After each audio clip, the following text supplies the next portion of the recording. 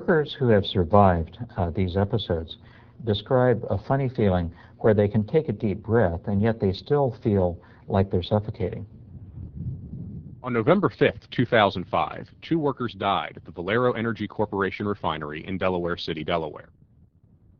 They had entered a reactor vessel, a confined space that was filled with nitrogen, an odorless, invisible gas.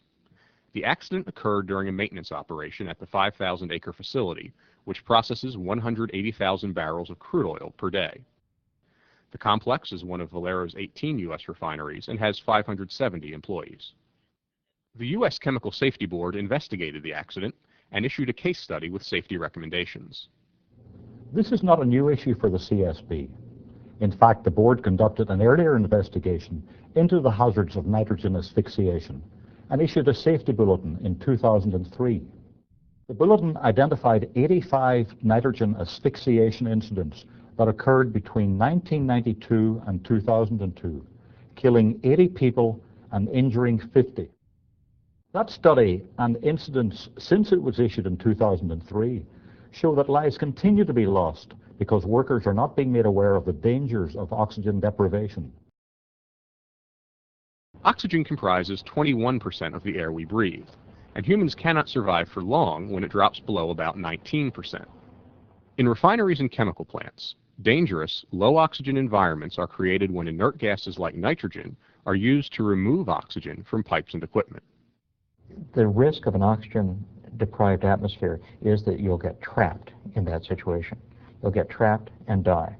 Dr. T. Gadati is a physician and chairs the Department of Environmental and Occupational Health at the George Washington University. He describes the effects of oxygen deprivation on workers.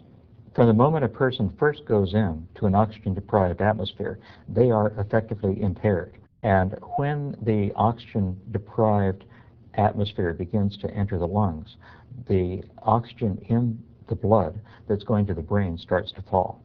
That affects the brain's judgment, it affects coordination, it affects the ability to exert strength.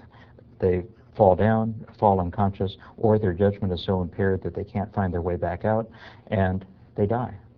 The CSB case study on the Valero accident underscores the importance of strict safeguards when working around low oxygen environments. Workers are in danger not only inside confined spaces, but also around openings where inert gases like nitrogen are flowing out. Here's what we believe happened the night of the accident. Valero's hydrocracker reactor number R1 was shut down for maintenance. A large pipe elbow had been removed, creating an opening surrounded by large steel bolts in the middle of the platform. Workers had wrapped red tape around the bolts and covered the opening with plywood and plastic.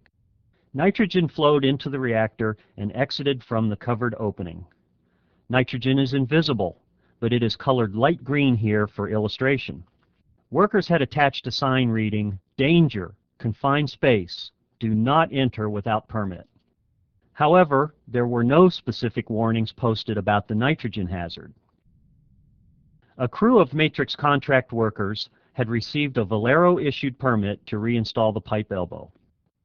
The safe work permit did not warn the crew that the reactor was filled with nitrogen. In fact, the permit stated, quote, "Nitrogen purge NA, not applicable." 2 contract workers removed the plywood cover and cleaned the ledge around the opening. At about that time, a 3rd worker noticed a roll of duct tape lying 5 feet down inside the reactor. This presented the crew with a problem. The tape would cause the reactor to fail Valero's cleanliness inspection, and they would not be allowed to reinstall the elbow until it was removed. However, entering the reactor to remove the tape would require obtaining a specially trained and equipped crew and a confined space entry permit from Valero. That process would take many hours and delay the installation of the elbow, which was to be completed before the end of the night shift, now half over. In addition, the crane needed for lifting the 5-ton elbow into place had just become available for a short period. To avoid the long delay, one worker stood near the opening with a long, flexible wire and made several attempts to hook the tape. But he was unsuccessful. What seemed like an easy task just wasn't working. Most likely, the worker then got closer by sitting on the ledge of the opening with his legs dangling inside, but he still could not remove the tape. Based on the evidence, the CSB developed two possible scenarios for what happened next. In the first scenario, the worker lowered himself into the reactor to quickly grab the tape, relying on his foreman nearby to insert a ladder so he could climb back out. But after lowering himself into the reactor, he inhaled the nearly pure nitrogen inside. Deprived of oxygen, he quickly collapsed. In the second scenario, the worker on the ledge leaned over the opening, trying to get closer to the tape. At that point, he either accidentally slipped into the reactor, or he breathed in the oxygen-deficient atmosphere just above the opening, lost consciousness, and slid in. What happened next added to the tragedy. An eyewitness saw the foreman and the contract administrator peering into the reactor. The stricken worker was lying unconscious inside. The foreman quickly inserted the ladder into the reactor and climbed down to help his fellow worker. But without a breathing apparatus, he too collapsed from the lack of oxygen. The contract administrator declared an emergency on his radio. Valero operators then sounded the unit alarm. When company emergency responders arrived a short time later, they saw both victims lying motionless inside the reactor. A handheld meter inserted through the opening showed less than 1% oxygen, a lethal atmosphere. Wearing supplied air breathing equipment, the responders entered the reactor. A rescue hoist was used to remove the workers. It was now almost 10 minutes since the first worker had collapsed. Attempts to revive the men were unsuccessful, and both were later pronounced dead at the hospital. The CSB believes the two workers died within a few minutes of entering the nitrogen-filled reactor. This tragic accident was avoidable.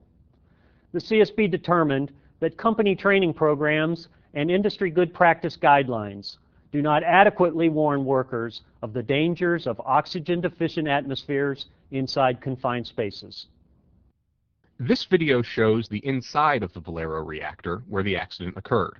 The roll of tape still visible just 5 feet below the opening. It's a situation where a worker might be tempted to believe he could quickly get in and out to accomplish what appeared to be a simple task. But safety experts warn that would be fatal. It is far too dangerous for any worker to try to duck in and duck out holding their breath. You can't hold your breath long enough or reliably enough to do this. Nitrogen gas hazards are not limited to the inside of confined spaces. The CSB concluded that industry safety guidelines, Valero procedures, and OSHA standards do not adequately warn of low oxygen hazards outside of confined spaces near openings. A person who's leaning over, for example, with their face close to an opening in a vessel with nitrogen under pressure is not going to be breathing the regular concentration of oxygen in air. That can impair judgment, and it can also cause the person to pass out. Warning signs and barricades are additional protection for workers tempted to enter low oxygen environments. The CSB found that there was a confined space warning sign posted at the opening of the Valero reactor. But it was only after the accident that the company put up a barricade around the work area with a sign reading, "Danger, nitrogen inert gas purge in progress. Oxygen deficient atmosphere. Do not pass this point without authorization." When a worker does enter an oxygen-deficient confined space and is overcome, it can set the stage for further tragedy, as other co-workers attempt rescue without proper breathing and rescue equipment. This can lead to multiple deaths. It's particularly sad because when an incident like this happens and you have a man down, other workers invariably feel a very human urge to rescue the co-worker. So they run into the situation very often without getting self-contained breathing apparatus, without getting an air supply, and fall victims themselves. It's not a question of the worker's judgment, it's a question of the worker's training. Because if the worker has been adequately drilled and has been informed of the proper procedures, and these procedures have been enforced, that should never happen. Following our investigation, the CSB issued several safety recommendations to the Valero Delaware City Refinery, to the corporation, to the maintenance contractor, and to trade and safety organizations. The recommendations emphasize the need for training in work around confined spaces and on the dangers of oxygen deprivation. The CSB recommended that the American Petroleum Institute, the oil industry's leading trade association, revise its guidelines for safe work in inert, confined spaces. The CSB recommends that the following critical information be conveyed to workers. Nitrogen rapidly overcomes the victim. There is no warning before being overcome. Oxygen deficiencies may exist just outside a confined space opening. Any personnel attempting rescue must strictly follow confined space entry procedures to avoid further loss of life, and use warning signs and barricades where appropriate. Nitrogen and other inert gases are widely used and vital components in the operation of chemical plants and oil refineries. But they can be silent killers in confined spaces. The CSB believes that lives will be saved if companies provide comprehensive training and strict enforcement of safe work procedures. To view the written CSB case study on Valero and the CSB Nitrogen Safety Bulletin, please visit our website at csb.gov. Thank you for watching this CSB safety video.